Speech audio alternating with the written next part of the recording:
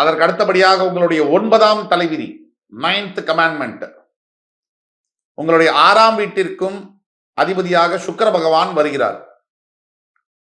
உங்களுடைய 6ஆம் வீட்டிற்கு 11ஆம் வீட்டுக்கும் அவரே அதிபதியாக வருகிறார். உங்களோட 6ஆம் வீட்டில் தான் உங்களுடைய 8ஆம் அதிபதி உச்சம் பெறுகிறார்.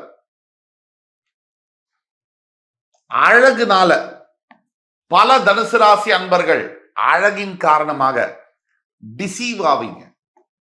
நீங்க ஒரு ஆணா இருந்தீங்கன்னா அழகான பெண்ணை பார்த்து ஏமாந்து போவீங்க. வாழ்க்கையில் ஏமாற்றப்படக்கூடிய, ஏமாற்றமாகக்கூடிய சூழ்நிலை வரக்கூடியது உங்க தலைவிதி.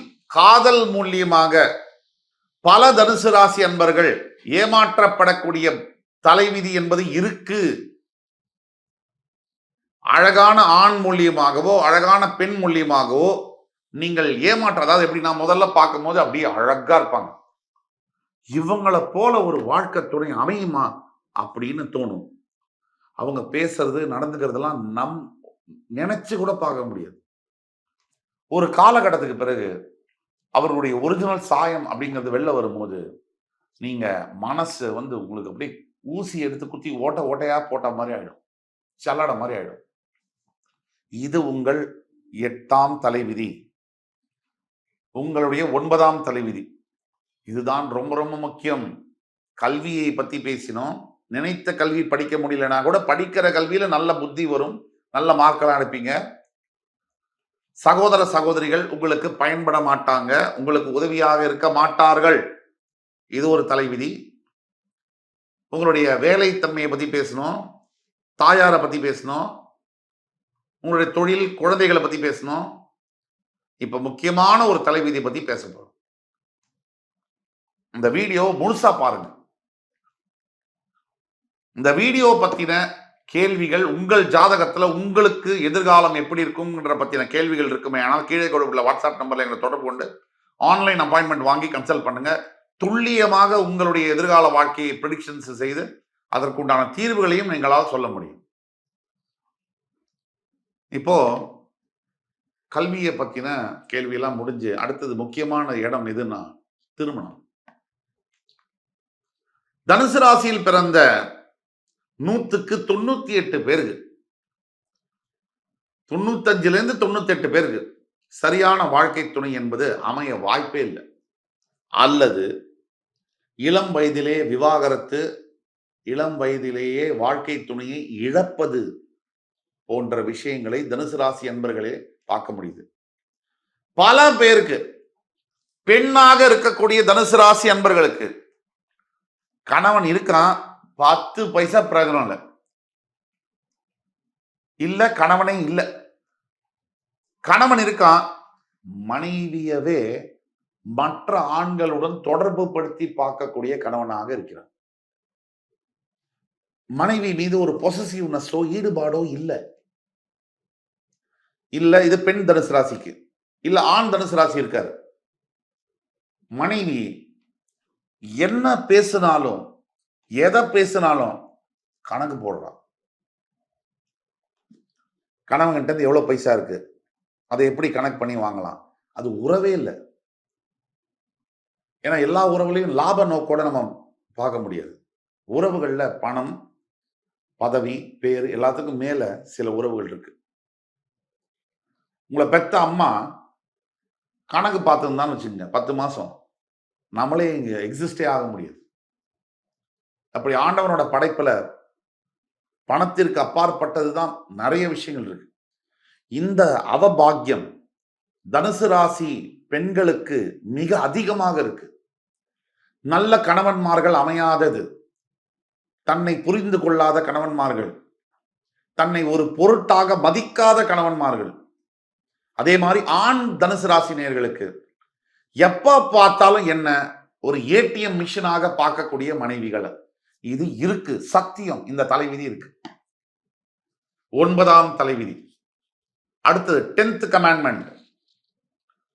உங்களுடைய 8ஆம் வீடு அஷ்டமஸ்தானத்திற்கு அதிபதியாக வரக்கூடிய சந்திரன் உங்களோட 6ஆம் வீட்டில் உச்சம் பெறுவதனால்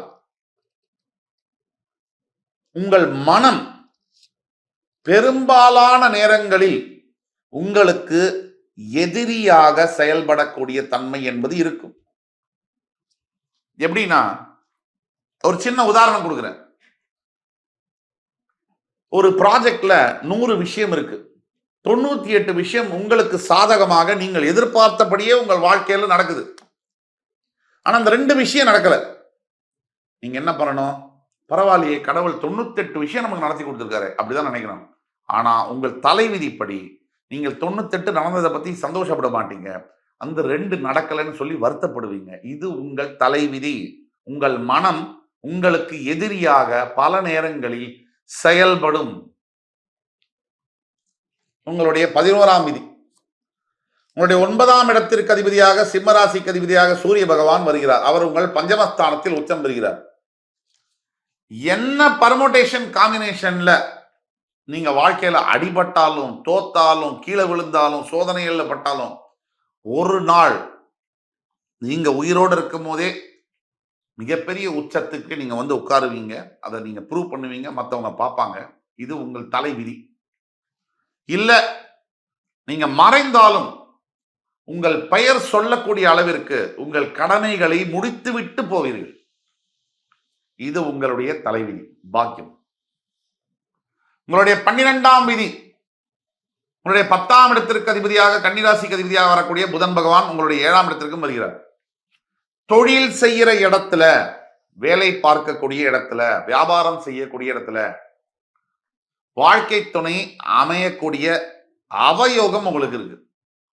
ஏன் அவயோகம்னு சொல்றேன்னா, முதல்ல யோகமாக வரக்கூடிய வாழ்க்கை துணை தான் தொழில் செய்யக்கூடிய இடத்துல, வியாபாரம் செய்யக்கூடிய இடத்துல, ஆபீஸ்ல ஒர்க் பண்ற இடத்துல ஒரு பொண்ணை பாக்குறீங்க, லவ் பண்றீங்க, இல்ல ஒரு பையனை பாக்குறீங்க, லவ் பண்றீங்க.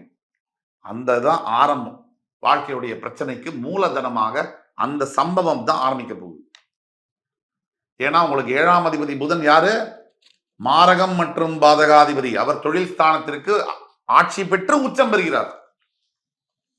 எங்கோ ஒரு இடத்துல நிதானம் இல்லாம, பொறுமை இல்லாம, சரியா கம்யூனிகேட் பண்ண தெரியாம உங்கள் பணத்தை நீங்கள் இழக்கப் போகிறீர்கள். கேரண்டி கையெழுத்து போட்டோ, மற்றவர்களுக்கு கடன் கொடுத்தோ பண நஷ்டத்தை பார்க்க போகிறீர்கள் என்பது தலைவிதி. உங்களுடைய 12வது தலைவிதி.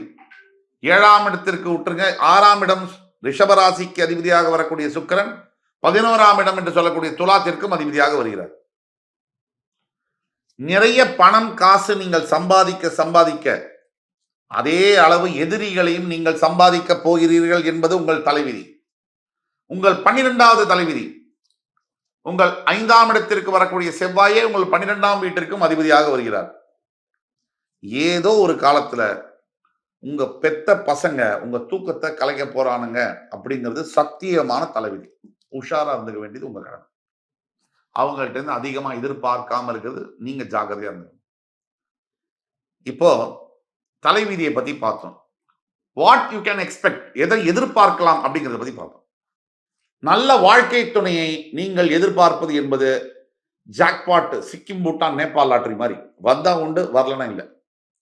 2 புல்லட் பாயிண்ட் நம்பர் 2. நீங்கள் உங்கள் வாழ்க்கையில நல்ல கோவில், ஆன்மீக தரிசனங்கள், எது எப்படியானாலும் உங்க வாழ்க்கை வண்டி ஓடிடும். இந்த பணத்தினால ரோட்டுக்கு வருது, இந்த பிச்சை எடுக்கிற அளவுக்கு ஆறுது, இதெல்லாம் உங்களுக்கு நடக்க வாய்ப்பே இல்லை. பணம் சம்பந்தப்பட்ட விஷயத்துல உங்களுக்கு எப்படியும் வண்டி ஓடிடும்.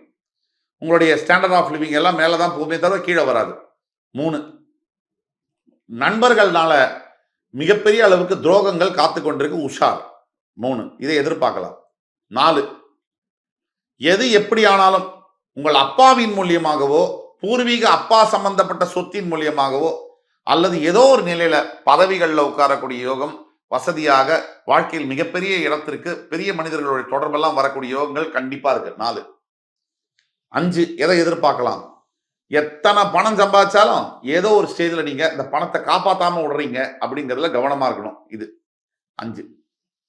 இப்போ நியர் ஃபியூச்சர், அடுத்த 6 மாதம் முதல் 2 ஆண்டுகளுக்கு உங்களுடைய நிலைமை எப்படி இருக்குன்னு பார்த்தோம்னா, முதலாவதாக பார்க்கும்போது உங்கள் ராசியிலிருந்து 3ஆம் இடத்தில் கும்பராசியில் சனி பகவான் இருக்கிறார். 4இல் ராகு, 6இல் குரு உங்கள் ராசிநாதன். உங்களுடைய 10ஆம் இடம் கன்னிராசியில் கேது. அதாவது 3, 4, 6, 10 இந்த இடங்களில் கிரகங்கள் இருக்கு. ராசிநாதன் 6இல் இருப்பதனால் நீங்கள் இப்பொழுது தற்சமயம் பெரிய முடிவுகளை தவிர்க்க வேண்டும். அதே மாதிரி உடல் ஆரோக்கியத்தில் கண்டிப்பா ஒரு மாஸ்டர் ஹெல்த் செக்அப் பண்ணிக்கணும். பயோ நானோ கிருமிகள்னு சொல்றோம். இந்த மாதிரி புது வகையான வியாதிகளால் ஆரோக்கியம் பாதிக்கப்படக்கூடிய வாய்ப்புகள் இருக்கு. 2. 3. வேலை செய்யக்கூடிய இடத்துல புதிய தொழில், புதிய இதுக்கு தடங்கல்கள் இருக்கும். அதே மாதிரி டாக்குமெண்டேஷன், கான்ட்ராக்ட், பேப்பர்ல சைன் பண்ணும்போது 3க்கு 5 தடவை அதை பார்த்து டபுள் வெரிஃபை பண்ணி பண்றது நல்லது. 4 பாயிண்ட். இப்போ ரெமெடிஸ்க்குள்ள நம்ம வந்தோம்னா, முதல் ரெமெடி தனுசு ராசி அன்பர்களுக்கு என்ன அப்படின்னு பார்த்தோம்னா, ஃபர்ஸ்ட் ரெமெடி எப்படி ஆனாலும் சரி, குரு பகவானுடைய ஆலங்குடி ஸ்தலம் தஞ்சை மாவட்டத்தில் இருக்கு. அந்த ஆலங்குடி ஸ்தலத்துக்கு சென்று புதன்கிழமை இரவு தங்கி வியாழக்கிழமை காலையில் அபிஷேகம் செய்து மஞ்சள் வஸ்திரம் சாத்தி வெளியில வந்து புளியோதரை மற்றும் தை சாதம் நைவேத்தியம் செய்து தர்மம் செய்ய வேண்டும். இதுவும் 51 பேருக்கு விநியோகம் பண்ணும். 2வது ரெமெடி, குறைந்தபட்சம் வாழ்க்கையில் ஒரு 2 வருடத்துக்கு ஒரு முறையாவது, 3 வருடத்துக்கு ஒரு முறையாவது ஷிரடிக்கு சென்று சாய்பாபாவை தரிசனம் செய்து வர வேண்டும். மந்திராலயம் செல்ல வேண்டும். ஆஞ்சநேய சுவாமியை தினமும் வழிபட வேண்டும். புத்திர் பலம் யசோதைரியம் நிர்பயத்வம் மரோகதாம் அஜாத்தியம் பக்வதத்வம் சஹனமத் ஸ்மரணத் பவேத். இந்த மந்திரத்தை தினமும் 21 முறை ஜபம் செய்ய வேண்டும். அதே மாதிரி 3வது ரெமெடி, உங்களுக்கு நீங்க படிச்ச ஆசிரியர் கல்லூரியில் இருக்கக்கூடிய ஒரு வாழ்க்கையில் ஏதாவது தேவைப்படுது, அந்த ஒரு வயசான ஆசிரியராக இருக்காங்க, அவங்க குடும்பத்துக்கு ஏதாவது தேவைப்படுதுன்னா நல்லது செய்யும் பொழுது மிகப்பெரிய அளவில் உங்கள் வாழ்க்கையில் மாற்றங்கள் நிகழும். 4வது ரெமெடி, குறைஞ்சபட்சம் 2 முறையாவது கேதார்நாத் ஸ்தலத்திற்கு சென்று வர வேண்டும். 5வது ரெமெடி, நீங்கள் உங்கள் சுய ஜாதகத்தை பரிசீலனை செய்து இப்போ எங்கள்கிட்ட கொண்டு வந்து வாட்ஸ்அப் நம்பரில் கான்டாக்ட் பண்ணீங்கன்னா நாங்கள் உங்களுடைய தனிப்பட்ட ப்ரெடிக்ஷன்ஸை எங்களால் சொல்ல முடியும் அண்ட் ரெமெடிஸை சொல்ல முடியும். சுய ஜாதகத்தை பரிசீலனை செய்து முன்னோர்கள் சாபம் இருக்குமானான்னு தெரிஞ்சுக்கிட்டு அதற்குண்டான பிராயச்சித்தத்தை தேடும் பொழுது உங்களுடைய வாழ்க்கையில் மிகப்பெரிய வெற்றிகளை நீங்கள் அடைய முடியும், நிம்மதியை பெற முடியும் என்று கூறி அடுத்து வரும் காணொலியில் என் உயிரினும் மேலான தனுசு ராசி நேயர்களே உங்கள் அத்துணை பேரையும் சந்திக்கும் வரை உங்களிடமிருந்து விடைபெறுவது உங்கள் சுபாஷ் பாலகிருஷ்ணன். நன்றி, வணக்கம், வாழ்க வளமுடன்.